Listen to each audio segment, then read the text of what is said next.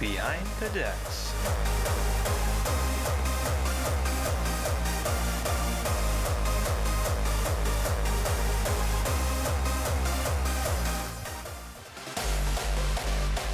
Your 1-hour hardstyle community podcast.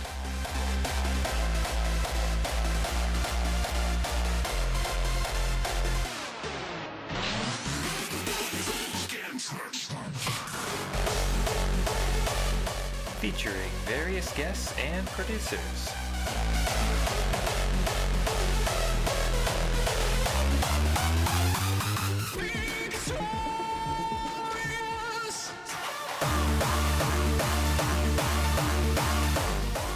Catch us once every month.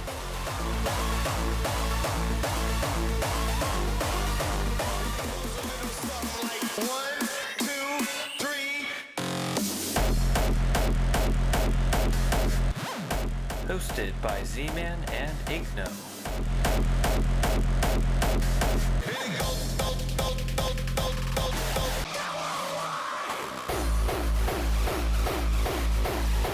Enjoy the show.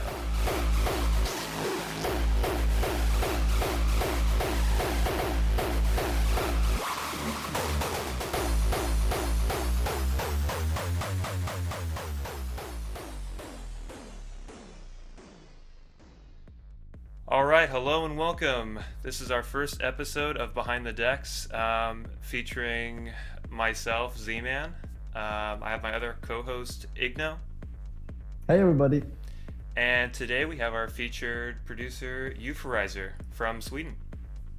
Hello. Alright, thanks again guys for being on. So how the show works is we start out with an interview with our producer each month. So this month would be Euphorizer. Then we're going to have a general hardstyle discussion, just talking about different goings-on in the scene. And finally, we'll wrap it up with a guest mix from our featured producer, who again is Euphorizer. So if you guys are interested in getting on this show, please contact us by email at behindthedecks@gmail.com. That's behindthedecks with a Z. And we'll have this posted in the description, so you guys don't have a problem finding us. And when you email us, please include sample work through SoundCloud or another source. And we're also looking for some channel art, so if you have an original background photo that we could use for the show, please email it to us as well using that email. And in general, feel free to comment on this video what you think of the podcast. Alright, let's get into it. So, before we talk to Euphorizer, we're going to hear his track from last year, Find You.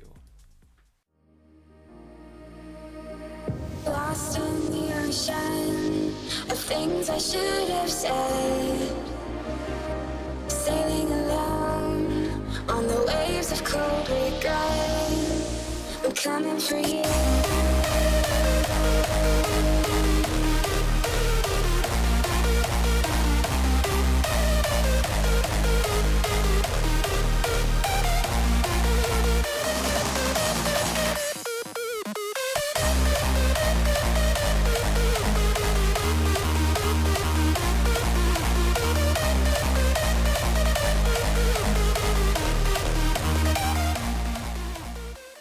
Alright, so that was Find You.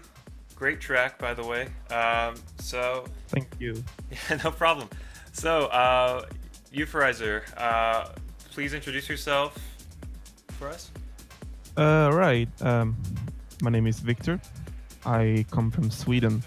You know, the big cold country with the polar bears, right? Right. I'm 18 years old, turning 19 this year, and I have been producing hardstyle since, I believe, 2010 using FL Studio. Wow, that's fantastic. So, may I ask, what inspired you to produce hardstyle over, say, another genre of EDM? I mean, really, what made like hardstyle the genre for me to play, to not just play but produce, is that it's just been my favorite genre for such a long time. You know, like I grew up and I started listening to, you know, what everybody used to call techno back then, but it could have been, you know, all different kind of genres. And like I started out listening to stuff like, early Basshunter and all that shit, and then I just wanted it to be, faster, a bit harder. So I, started discovering stuff like Deep Forces on YouTube, and eventually that turned into hardstyle, which I just like, it was the sweet spot for me. Like it was just, melodic, but it's still hard, and wasn't like, too hard like hardcore was for me back then. And so when I like felt this urge that I wanted to make music, hardstyle became the obvious choice because, it was my favorite genre, so I wanted to make it right. And that's pretty much it. I think a lot of people came from the techno side and then discovered hardstyle that way. Yeah, that's pretty I think so too. Yeah. And as you just said, you have produced hardstyle for nearly 6 years now, which is quite a lot. I'd like to know, is there anything you learned in those years that you wish you already knew when you first started out? Oh, wow. Well, many things, really. But really the one thing that I wish I knew from the start was that, like, everybody says this, but you don't take it seriously when you start producing. But I wish I understood that music truly has no rules, right?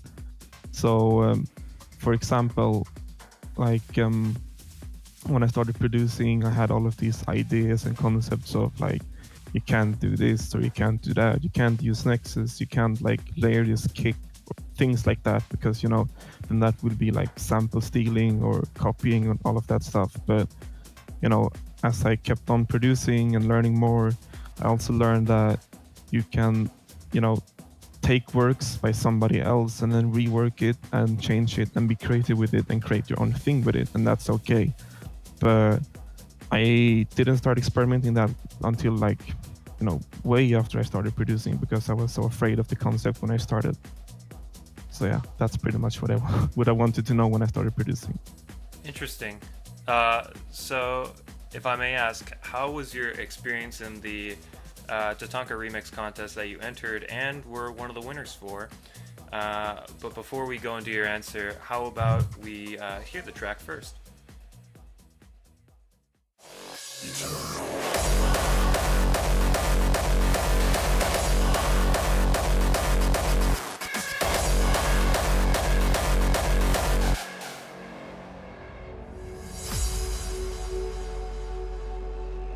Around me is the ocean of life and light.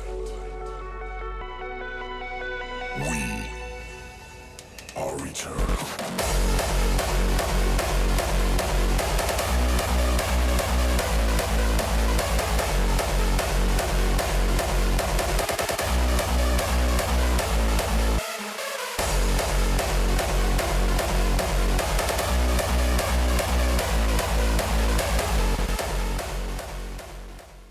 Alright, awesome tune. I remember hearing it when it first came out a couple years ago.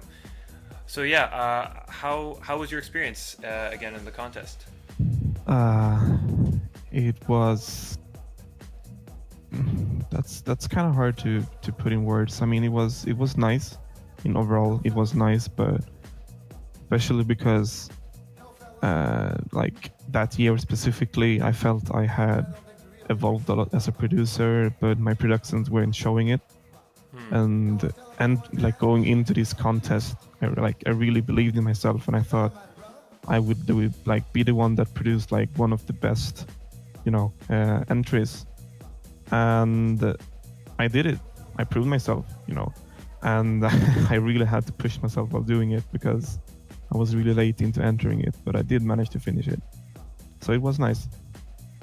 That's great. It sounds like it was a great experience overall. So would you recommend other producers try to get involved, with these contests when they pop up? I know the Defqon 1 DJ contest comes to mind for me, but that's obviously a bit different than producing. But in general, would you say they're good to participate in? I think so, yes. Some people, like, they are sort of afraid that they are going to be too bad. Like, they think, oh, I could produce this remix and I couldn't send it in for this contest, but there's no way I'm gonna win. And I just think that's a poor attitude to have, like, because even if you don't win, you still keep the experience of producing that track. Like, as a producer, you will still learn from producing it. And worst case scenario, I mean, you're gonna have a free track to give out, right? which will help you build your fan base and stuff like that. So I don't think it's ever a bad idea to enter a remix contest, really. Okay, great. Yeah, that's awesome to hear. So, speaking of working with other artists, how did you find getting featured in the Louder podcast from The Prophet, and then also the more recent Cyril remix you had just last year? How did those things help get your name out in the hardstyle and, in the case of Cyril, hard dance community? I mean, just like any other promotion, it just straight out just helped me, right? I felt like, especially the Cyril remix helped me a lot. I spoke to Cyril himself a bit before releasing it, and he was a very nice guy, right? He was quite encouraging, and he actually told me that I would be better off just creating my own label and releasing stuff through that channel instead of joining a big label, which I found interesting, which it struck me as something that might work in the hard dance scene, but not as much in the hardstyle scene. But yeah, it helped me indeed. Yeah. It really just helped expand, my fan base from just hardstyle into, other genres, and due to other genres also different, areas in the world, because hardstyle tends to be most popular in Europe, right? Right. And Yeah. Australia.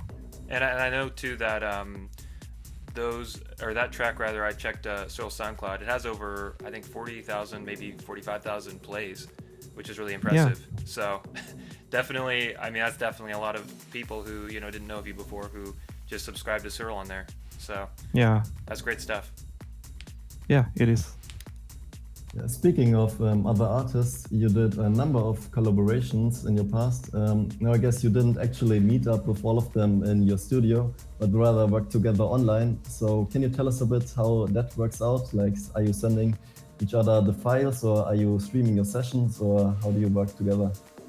I've actually, this is a bit of a confession, but I've actually never produced something at all together with another person in the same studio.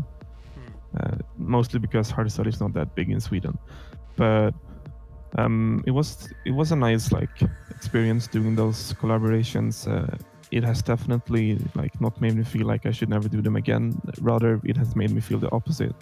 But at the same time, it can be quite demanding in a way, because you have to spend a lot of time discussing how to do certain things, and when you try to convey musical thoughts through words, it can become kind of difficult. Like when person A says to person B, who has the project files, that, hey, you should do this or this, and then person B does what to him seems like this or this, but there can be some sort of dissonance created there, where two people have different ideas about the same thing.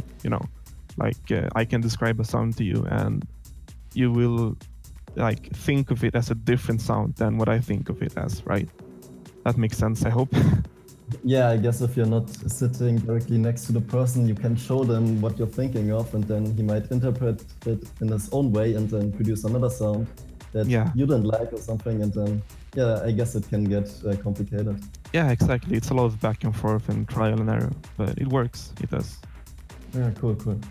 So, as your name already tells, Euphorizer, you're more into the euphoric side of hardstyle. But have you ever tried producing more, raw stuff? Yes, I have multiple times actually.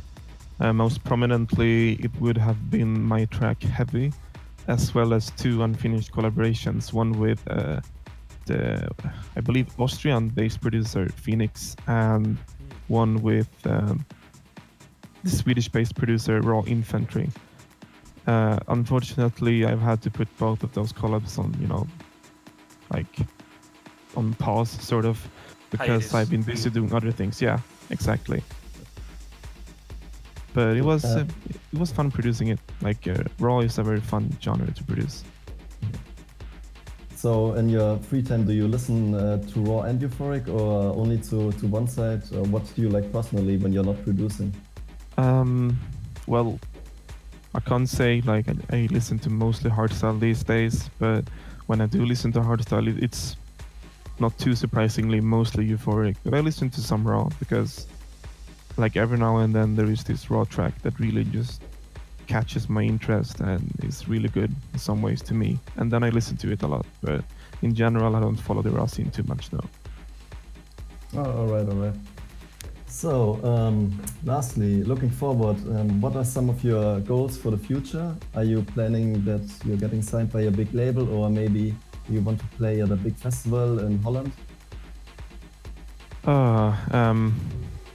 Well, I mean, I want to get signed to a label. I've actually been in contact with both Scantraxx and Hardstyle, but the issue for me is that I'm not sending any music to them, right?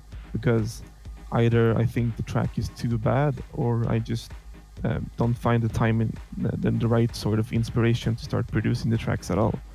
So that's sort of been something that has been I can't even put it right in English, but it's not been good for me, so to speak. So you feel like hopefully you've stagnated, kind of? Yeah, sort of, yes, exactly. Okay. But hopefully going into 2016, I can turn that around a bit. And as for the festivals, I've never DJ'd in my entire life. Of course, I want to like be up there, but I don't. It's nothing I prioritize at the moment. Okay, great.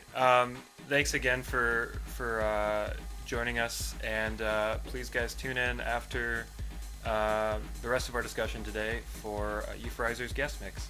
Looking forward to hearing that. So yes, yeah.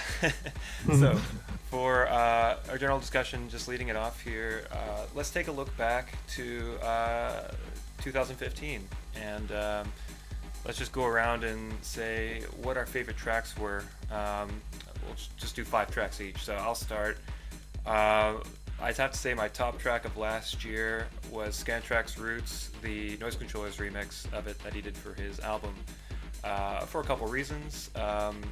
I just love how he took a track that is kind of at that legendary status that people are too afraid to touch, and yet he was able to put a nice new spin on it and really brought the track into relevance again. You know, and I love the original too, but something about the new one, it has like a different energy to it, and of course you heard it in the intro earlier. It's one of the tracks I used. And so I'd say my second track of the year, again, this is kind of an older track, but it only technically released this year, was the Gunz for Hire remix of Uprising by Muse. And I've been looking forward to this track for a long time. I'm not even a Muse fan, to be honest, but the track just had great energy to it since the beginning, and just really excited to finally have it in my possession. And third track of the year, I'd have to say, would be Josh and Wes Retrospect. They went old school, but they did it in a great way, and you know, I think it's a really fun track for that. Fourth track I'd have to say is Gecko's Don't Wake the Dreamer, which is pretty recent, but has a very unique intro to it that definitely caught my attention immediately. So awesome that I mean, as sad as I am that Gecko's kind of having to leave Colt, I'm very happy that he's still, you know, doing hardstyle. And then finally, I'll go with a really raw track, which is Randy's Fuck EDM. And, you know, while I'm not a huge fan of the message of the track itself, it just hit really hard at climax, and I feel like that was definitely his penultimate track that he released this year. So how about you, Igna? What were your tracks? Yeah, mine are a bit different. I'm more on the raw side. I start off with my number 5. That's Act of Rage with Brain Confusion. Just the first time I heard this track, it got stuck in my head. I think the melody and the kick are really great, and it has such a good drive. I really like it. And then on the 4th position, I have Activator with Old School. Probably not everyone has heard it, because Activator's album that got released this year wasn't that popular, and he had one old school part in it, which I really liked, because I just like the, you know, old school type of hardstyle that isn't produced anymore. So that's on number 4. Then on number 3, I have Shell Shock with Wormhole. That was released at the start of the year, so it's quite old actually, but I just really like their style. They're doing something different. It's still raw, but then not just kick and screech. They have their own unique style, and I really dig it. And on number 2, I have Defqon with Overdose. The track got played at Climax. I just fell in love with it the first time I heard it, and I think if you're a fan of Frequencers or for B-Front, you will like the track. It just has all their elements in it. It's great overall. And finally, on number 1, I have Future Noise with Existence Through Sound.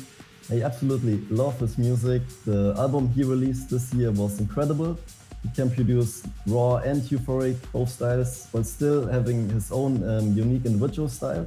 I think he really deserves a lot more exposure than he's currently getting, because he's not really playing at the big stages, and he's still like not a big name in the scene yet. So yeah, that's my top 5. What about you, Victor? Wow, I'm gonna start with my number 1, which has to be Atmospheres and Devin Wild, Nature's Grasp, which is a track that really stood out to me ever since it leaked from, what was it? Was it a hard bass or Climax set? I'm not sure, but I think it was the 2014 Climax set. Either way, it was like just Atmospheres being Atmospheres again, if you ask me. Like he's just a really good producer when it comes to, you know, doing something different, and Nature's Grasp really embodied that like sentiment. It was really something different, and at the same time it worked just like any other hardstyle track, and it was really catchy. And second, I have to say Each Other with Cyber and Silence, mostly because mostly Cyber, but both Cyber and Silence have been, you know, sort of pioneers of euphoric hardstyle this year, 2015 that is, and Each Other would be like the sort of pinnacle of that, because it's really just a really catchy track with a really like a melody that you really remember, and it also featured their own style to it, which just like makes it bring home all the points to me. And then on the third, I would say Noisecontrollers and Bass Modulators Solar, which is just top quality summer track, really. Nothing more to it, but it's just really well done. And then on fourth, I have to say No Guts, No Glory with Randy. I didn't personally like the track that much, but I think Randy deserves a lot of respect for taking what is a sort of like cookie cutter thingy, where basically every single Defqon anthem has been sort of the same, and then he just took that, threw it away, and decided to give it a raw twist. And he did it really well, really. It was really nice. And then finally, I have to say Without You by Refusion, which was just released last month, which really is the high point of Refusion's career so far. It was a really catchy track, and even though it wasn't that original, he pulled it off great. So yeah. Interesting list. Yeah, I really like what you guys mentioned. I don't think we had any of the same tracks. No, that's impressive. Yeah. But it's nice to have some sort of diversity going on. I like that. It says a lot about the scene, I think, you know, that there's so many good tracks being produced. Hardstyle is all the same, but I think we got quite a wide spectrum of songs there which aren't all the same. Yeah, I agree. Absolutely. Cool. So for the next part, we'll talk about upcoming events in 2016. First up will be Hardbase. For everyone not attending this year but wanting to watch the video stream, sadly I have to tell you there will be no video stream this year. None on YouTube, none on Twitch. Yeah, it sucks. But at least they will stream the whole thing on B2S Radio, so you can still tune in there. But yeah, no video stream is really a shame. Yeah, I agree. But, yeah, nevertheless, let's take a look at the lineup. Ballistic will be doing the warm-up. Then first will be the blue team with Wildstyles, Atmospheres, Kuhn, and Noisecontrollers and Bass Modulators will be doing the live acts.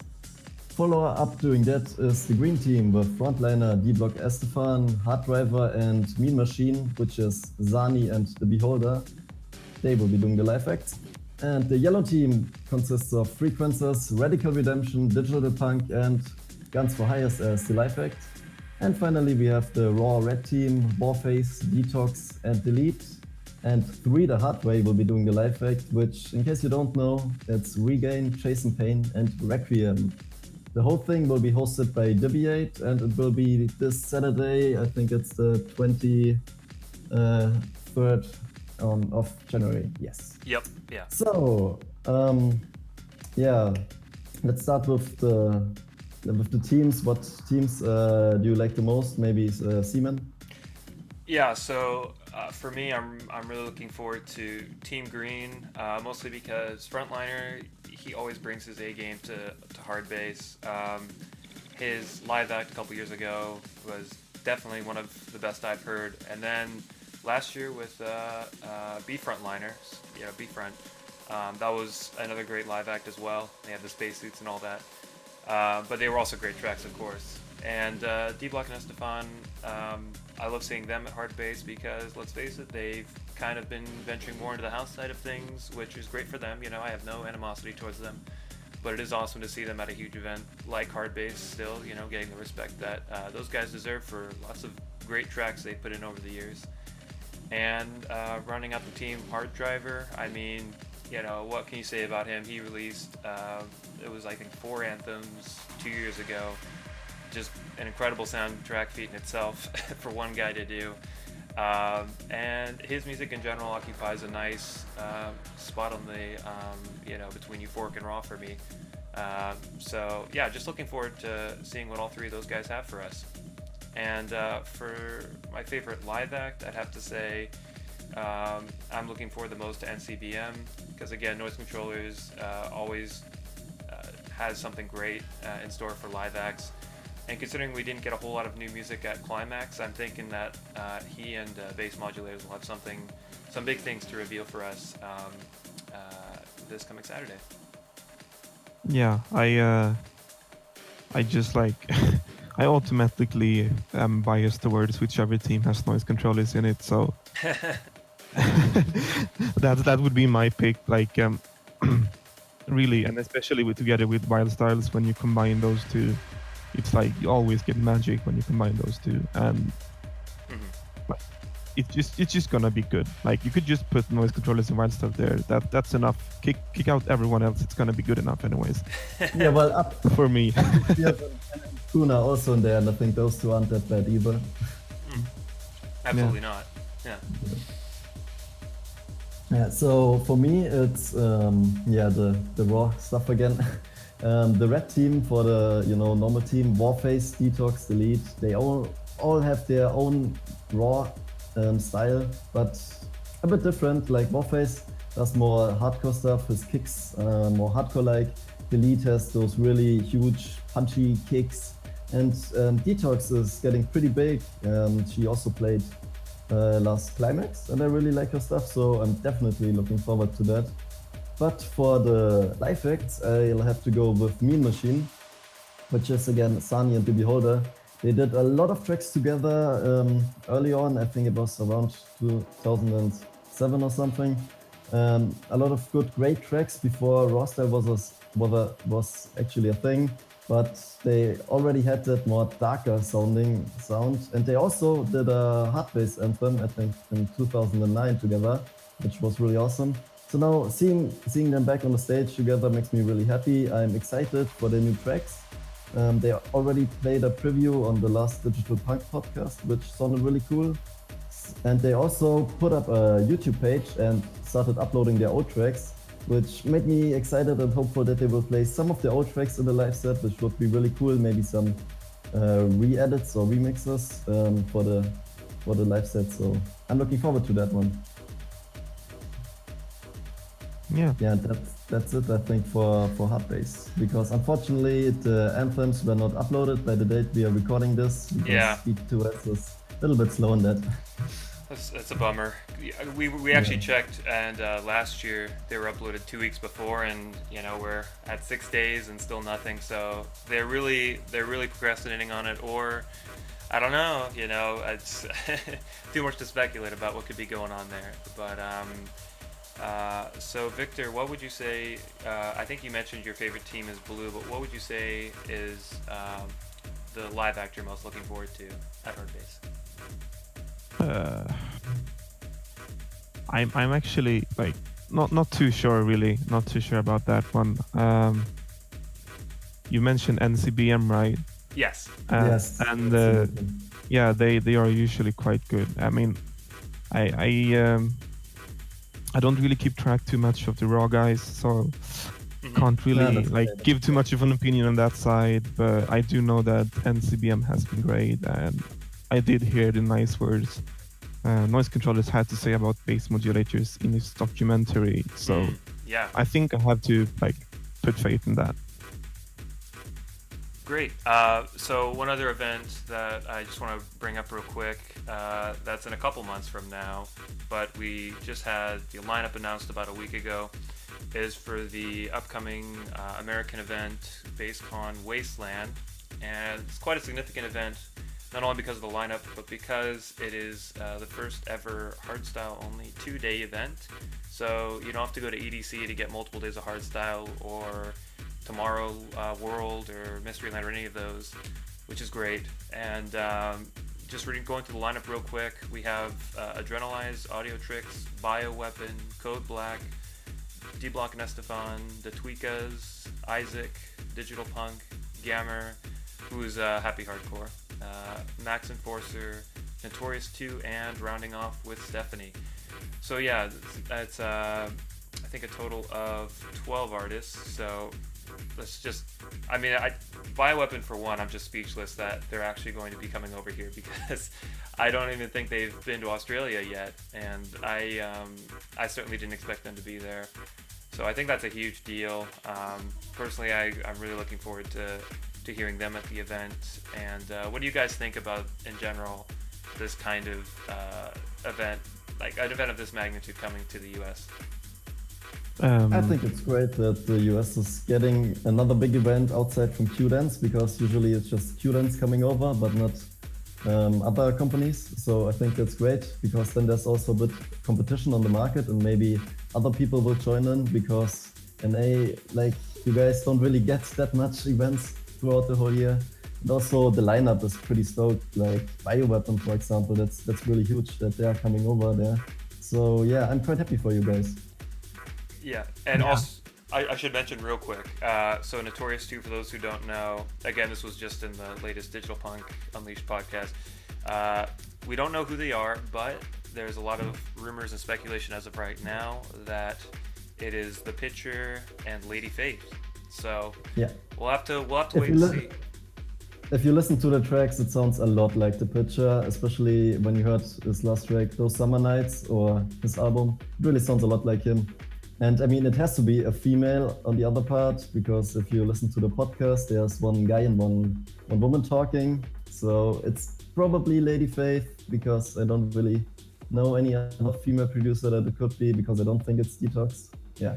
Not to mention, Lady Faith and The Pitcher have worked together before. They did exactly. Fame, I think was the track's name. Yeah. So Yeah. Fusion has a good relationship over here, since The Pitcher's one of the main producers over there. So I think that's great. You know, I love getting those guys out here. And again, I still need to get my ticket for it, but really looking forward to the show. So. Yeah, Victor, your opinion on the Basscon event in North America?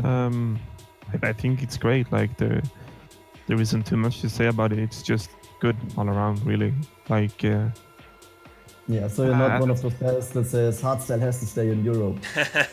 Oh wow, I can't believe there are people like that. Like, Yeah, if they there's are. one thing making music has taught me, it's that you can't act militant regarding music. It's just stupid. You have to accept that people have different opinions on something that is already really, really subjective as music. But yeah, I think it's just good. Like, it's kind of like sad that at this point in this day and age, a scene has to be boosted like Qdance in order to grow properly, but events like these could contribute to that not being part of the future, which I think is good, because having a monopoly is never good, even though I don't dislike Qdance in any way. No, I agree completely. Not to mention, I should just mention that SFX, as you guys may or may not know, is basically bankrupt. So there's a lot of rumors as to why Climax didn't have quite as crazy of a stage this year and went with mostly video screens, or that hard bass, you know, it's just too costly for them to do a live stream. since they're all B2S and Qdance are all owned by ID&T, which is under the umbrella of SFX. So we'll see what happens if the company does indeed go bankrupt. I've heard of, I think it was some Dutch businessman who's trying to buy out ID&T at least from SFX, and so that could really reboost the brand. But anyways, we're not going to go into that because it's a whole separate discussion of itself. Yeah, let's just hope that Qdance and Back to School are going to do much more great events in the future and not have to stop any of those. Yeah, I agree fully. Great, then our last event we have is Defqon 1. The ticket sale got announced. Well, first of all, Defqon 1 will take place on the 24th, 25th and 26th of June. And the ticket sale will start on the 26th of March at 1 p.m. Central European Time. And the travel packages and friends camp sale will start at the 3rd of March. So if you're planning on going to Defqon, write those dates down because the tickets will be gone very, very fast. And so if you're make sure. Yeah, and if you're planning on flying out, especially from say North America or Australia, you should definitely be looking into those now because I've seen some actually quite unbelievable flight prices. Still above my price range for me, but hey, if you can afford it, like the $1,500 trip, then you can get that. So at least in the U.S., I've seen deals. So yeah. I'm kind of fortunate because I live in Sweden. I have I have bus tours down there. I don't need to fly. So jealous. Yeah. All right. Let's continue with some more news regarding new albums coming up this year. So Crypsis announced that he will do another album this year, but he didn't give out a date. So we're thinking that it will be later this year because we didn't really hear any tracks yet. And apart from that, we have Frequencers. They just did an announcement video that they will release their album Medium Rare this year. They played at Climax, I think about 3 or 4 tracks of the new album, which sound really cool. And also the track Wolfpack with Tatanka. You probably heard it already. It's pretty big and I'm definitely excited for their album release when it's coming. But sadly, we don't have a date for this one either. Following up, we have Audio Freak. He will also be doing an album this year. It actually got delayed from last year because he did some stuff with Bioweapon, but he said that he will try and publish it this year, so keep an eye out for that one. Also, no release date. And then finally, we have Markov with his album Our First Chapter coming out on the 1st of February. If you haven't heard of Markov, he's a relatively new and young producer in the scene. I think he's also from America. Yeah. And he's made some really great music. So if you haven't heard of him, make sure to check him out. He also owns his own label called BitCreate Media.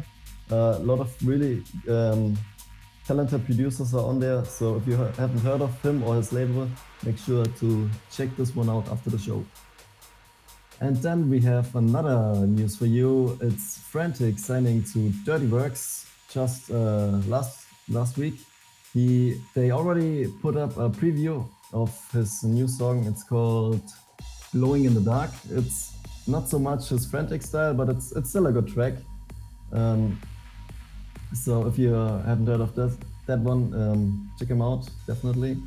And I think that's it for the news. Oh, yeah. So I have a couple more quick points to bring up. So unfortunately, there is some sad news this past week, actually. The HardstylezNL YouTube page was shut down. It's been running for quite some time now, at least for 5 years. And it's a fun page for me because that was one of the first YouTube channels I subscribed to when I was just getting into hardstyle 4 or 5 years ago. So it's a sad day that all those tracks, and I think it was thousands of them by now, over 1,000, are now gone. So I was just curious though, Victor, what do you think about YouTube promotion channels in general? Are they helpful to the artists, or should they be shut down on copyright grounds like HardstylezNL was?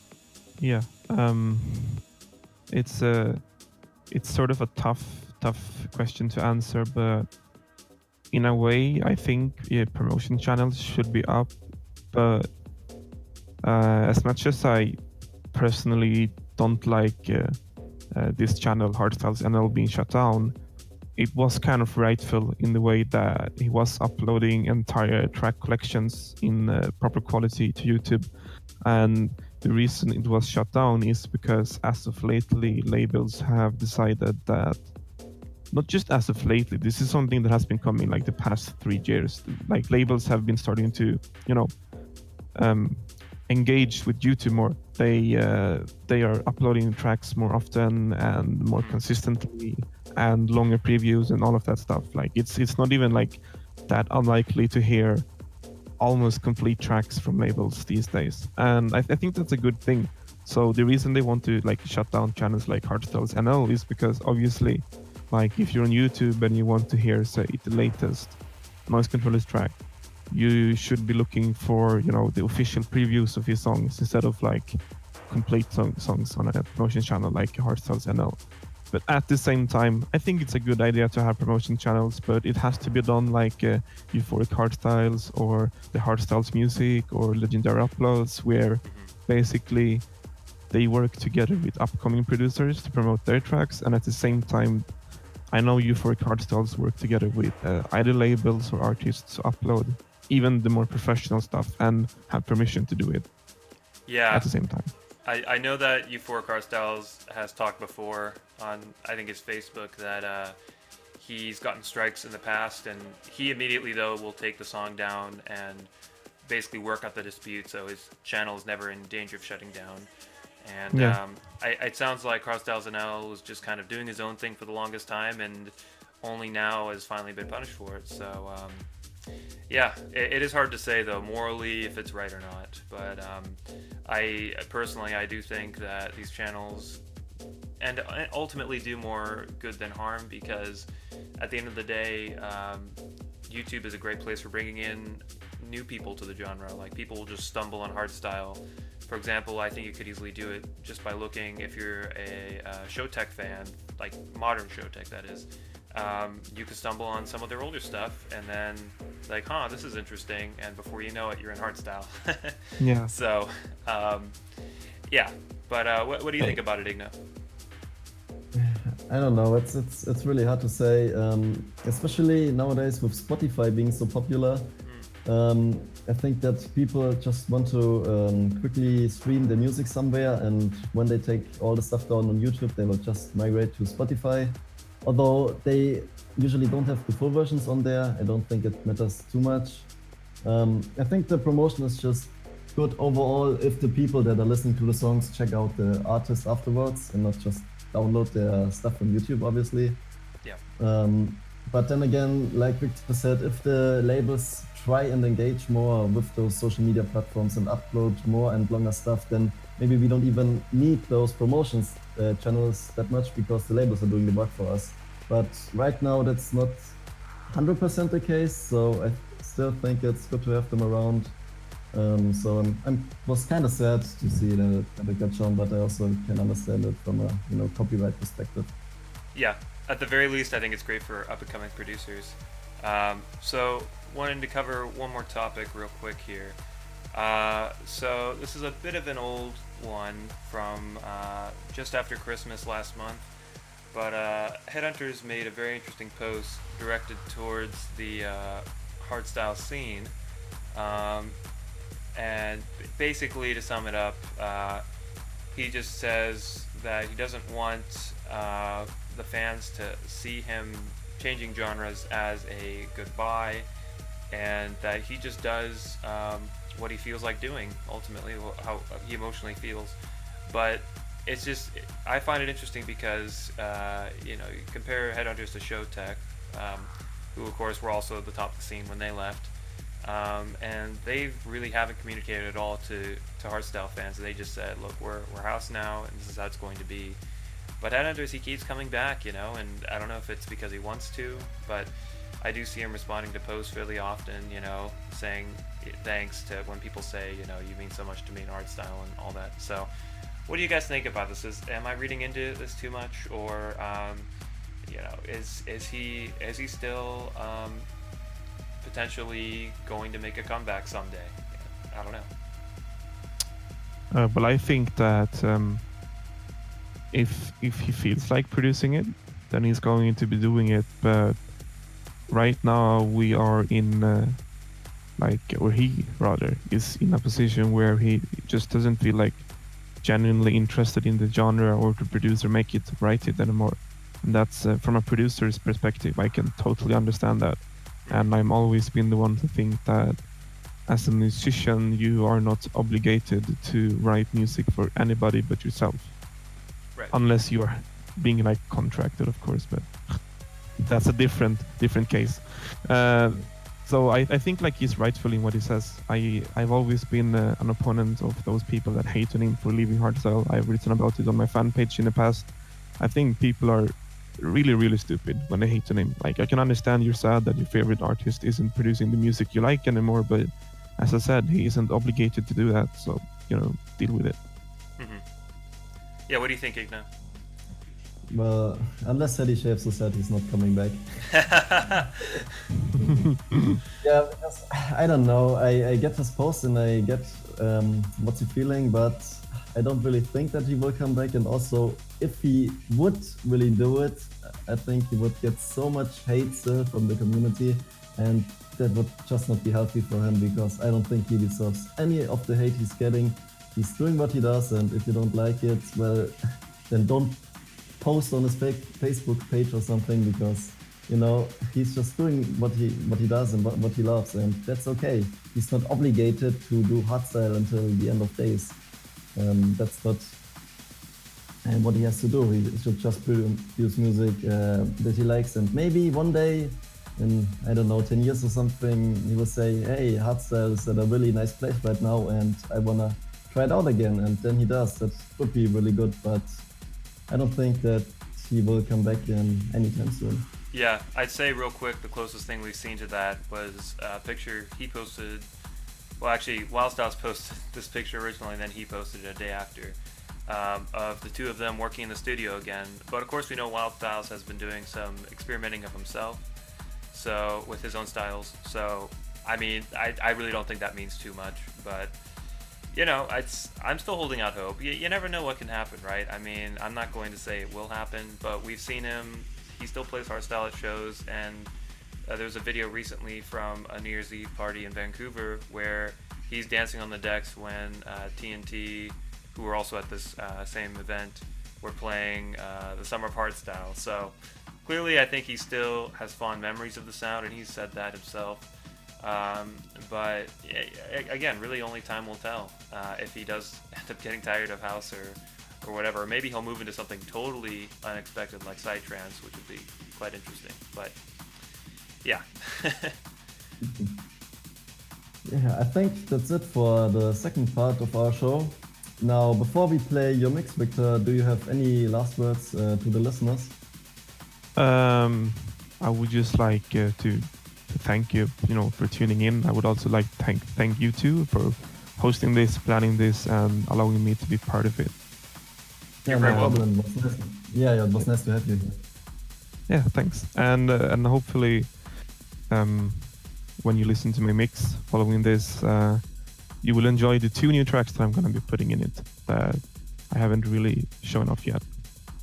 And I can vouch for, actually we can both vouch for one of them, which I don't know if this is the official track title, but the version we got is called The Sky, and it's a very cool track. It has some similarities to one of the bigger tracks of last year, but I'm not going to say any more than that. You guys have to listen to the mix and check it out.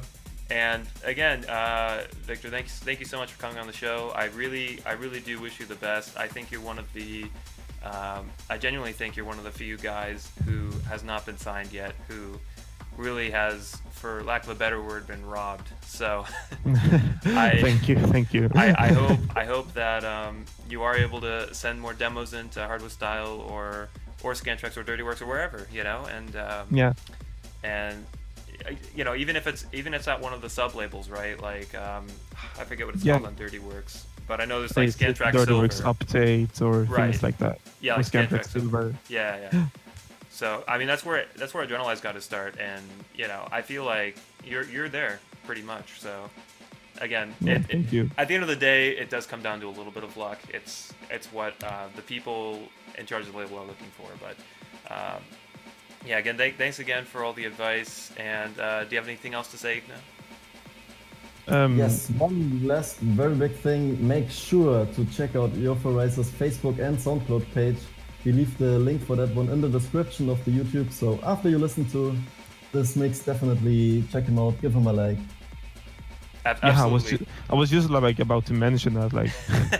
No, I'm sorry. I feel like so shallow for saying that. Like, you guys have No. my fan page. It's all shameless. Trust me. No, it's fine. Yeah.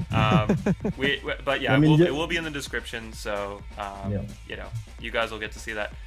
So awesome. All right. Well, thanks again, guys, for listening. And tune in next month. We have no idea who our guest producer is going to be. But again, email us, let us know, and we'll see you soon. Take care. Bye-bye. Bye-bye.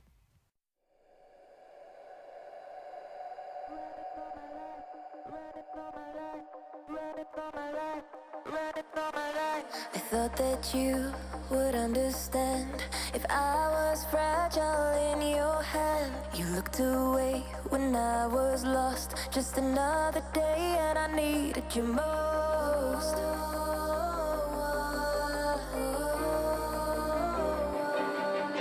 Running for my life, nobody is here to hold me tonight. Running for my life, nobody's gonna make this right.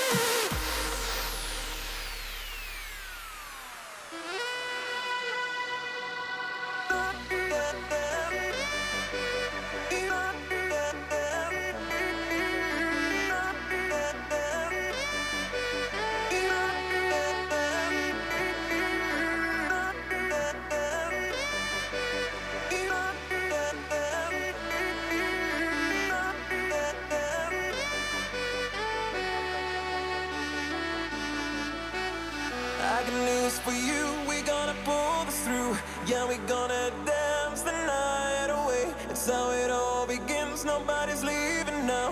If you wanna party, let me hear you say, no more time for us to sing. We'll be dancing way up high. Feel the music, let it in, 'cause we're gonna touch the sky. No more time for us to sing. We'll be dancing way up high. Feel the music, let it in, 'cause we're gonna touch the sky.